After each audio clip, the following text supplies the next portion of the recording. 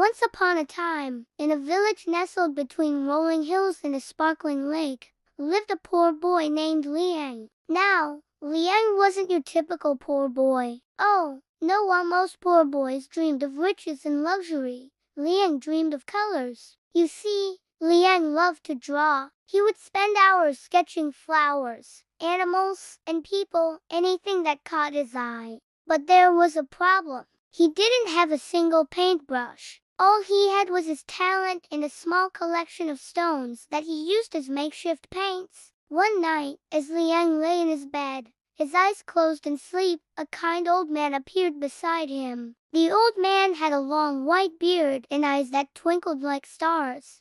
"I've watched you, Liang," the old man said, his voice like the gentle rustling of leaves. "I've watched you draw with your stone paints, and I know how much you love colors." Liang opened his eyes and gasped. An old man stood there holding out a paintbrush. It was made of pure gold and shimmered with an otherworldly light. "This paintbrush is yours," the old man said. "Use it wisely." Then he vanished, leaving Liang alone with the golden paintbrush. Liang woke up with a start. He sat up, his heart pounding, and looked around. The paintbrush lay on his bed, sparkling in the morning light. He picked it up and dipped it into a nearby water jar.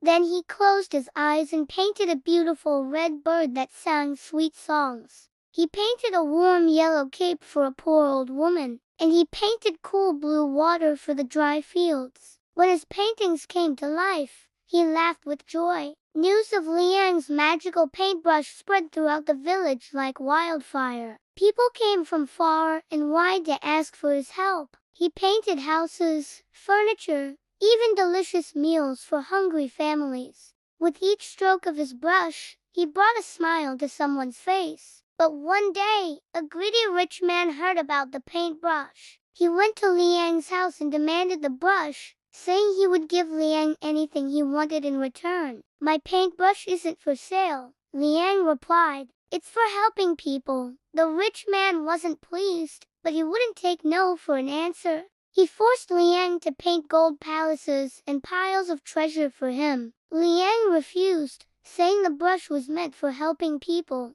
not fulfilling the greedy man's desires. Enraged, the rich man grabbed the brush and painted a golden chariot. He stepped back to admire his work, but nothing happened. He tried again, painting a tall watchtower, but it remained just a picture. The brush didn't obey him. Only Liang could make the paintings come to life. "You useless boy," the rich man shouted, throwing the brush aside. "Paint me a golden sea full of treasure ships, or I'll have you put in jail." Liang picked up the brush and closed his eyes. He thought of the vast ocean he had seen on a trip with his father, of the playful dolphins and colorful fishes that swam through the sparkling waves. He painted the sparkling blue sea, the rich man's face lighting up with greed. But then Liang added a giant wave. As he painted, the wave grew larger and larger until it crashed over the greedy man, sweeping him away. The rich man screamed in terror, then disappeared under the wave. When the wave subsided, Liang looked out over the calm sea. The golden treasure ships floated on the surface, but there was no sign of the greedy man. From that day on, Liang continued to travel the world,